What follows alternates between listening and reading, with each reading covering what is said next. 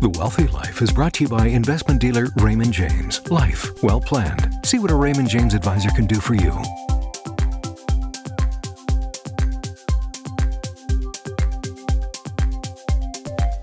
Imagine you're a busy mom in a blended family with 6 kids and a dog.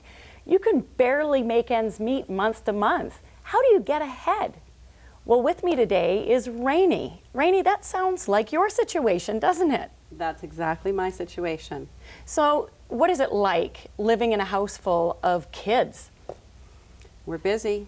We're on our feet, and it's go, go, go from the time the alarm clock goes off. But we love our life, we love our children, and yeah, it's just what we're doing, and day by day goes by, and it just gets better and better. I imagine that it's pretty expensive running a household with that many people in it. It really is. We've got 3 boys, and they're all doing sports, and so huge parts of our, our income goes towards things like that. And our girls as well, they do their sports as well. So yeah, we find it hard to figure out ways to, be able to do trips or, holidays, things like that. But we figure it out. Somehow we sort of find a way to make it happen. And yeah, I guess you wanted to talk about buying an investment property was one of the ways that you might be able to get ahead. What is it that really appeals to you about buying an investment property?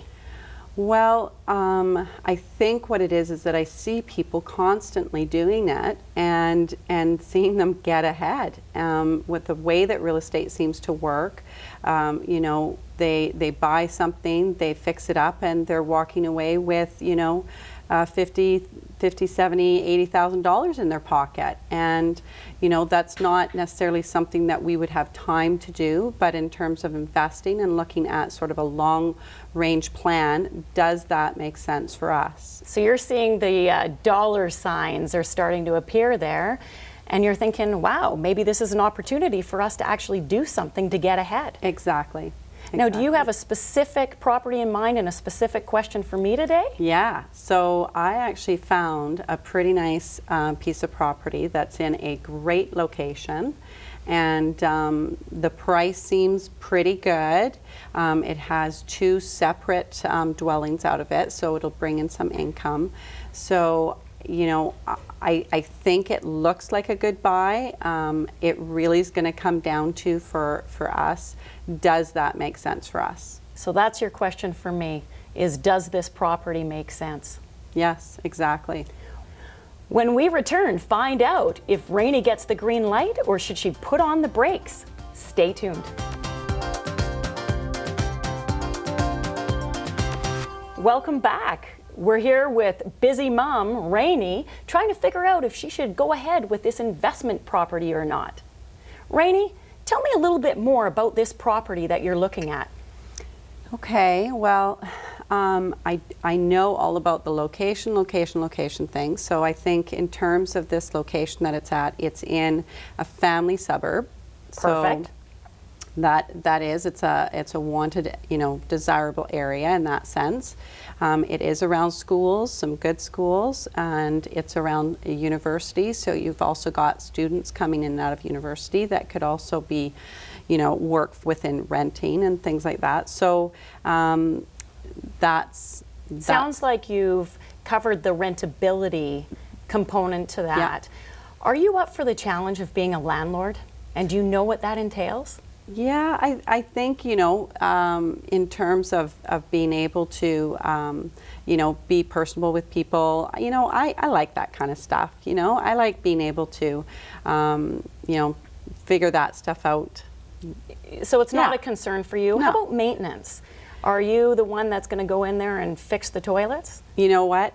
That's not my job, but that's going to be my husband's job. So we've kind of made a deal that Perfect. He's going to take that part on, and I'm going to do sort of the numbers. So you're going to do the fun part, and he gets to do the dirty work. That's right. Okay, that sounds good. I just want to make sure you've thought that part through, because a lot of people underestimate the amount of work. They get so caught up on the financials, and they forget about the rest.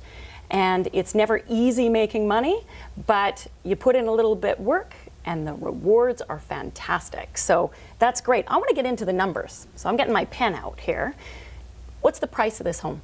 So this home is $600,000. It's listed at. And does it have, would you rent the whole house out? Does it have a suite in it? Yeah, so I'd mentioned before it's got 2 suites. So we have a 4-bedroom on one side and a 2-bedroom on the other side. So I'm sort of thinking that the 4-bedroom could go for $2,000 and the 2-bedroom would go for, say, $1,000. Oh. And I'm kind of thinking that's on the low end in case things change and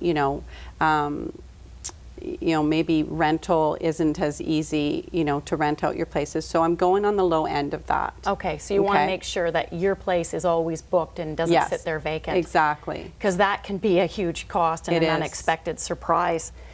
Do you know what the property taxes are? They're about $3,000. And house insurance? That goes up be about $1,500. Mm-hmm. How about the utilities? Are you going to pay those utilities or are you going to get the tenants to pay? No, we're going to have the tenants pay the utilities. Smart choice, and I'll tell you why. Of course, as a renter, the renters are always going to try and find a place that they can get everything included.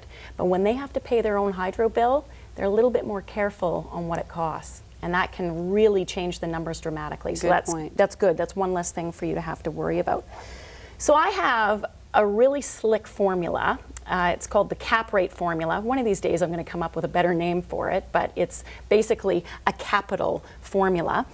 And anybody can run preliminary numbers, a few basic numbers through this formula, and it's going to tell you whether the numbers make sense or, whoa, you better proceed with caution, or forget it. There's better opportunities out there. Okay, that sounds awesome. Pique your interest? Yeah. So what we're aiming for is we want a cap rate, and don't worry about that term, but we're looking for a 5% net income stream. Okay.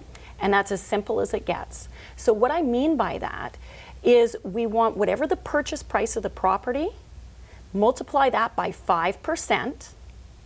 That's what your net income should be after your expenses. So in this case, you have a $600,000 purchase price. 5% of that is $30,000. So as long as you can net $30,000 a year, it's worth having a look. Now that's not a be-all and end-all formula. There's other factors that you want to consider, but it's a really, really good starting place. So based on what you've told me, you've got property taxes of $3,000. Right. You've got insurance of $1,500. Yeah. So that's $4,500. Mm-hmm. You've got income of $36,000 a year. Mm-hmm. So your net difference is $31,500. That's over the $30,000 that we were aiming for. So right off the get-go, I'm saying this is worth looking at. Okay. We should dig in a little deeper. Okay. Now, there's a few other things that you need to keep in mind. You want to make sure you have a reserve for other unexpected maintenance costs. Get an inspector to go through and outline the things that you need to look at over the next 5 to 10 years so you're not hit with some really, really big surprises. Okay. And as long as you feel comfortable with all of that, I would say go to the bank. See what you can do. Rainey, well, it sounds like you're going to get a green light from me. I am so excited, Sybil. It sounds perfect. I love your formula. That makes sense to me. I'm kind of that numbers person, and that just made perfect sense to me. So we're going to do it.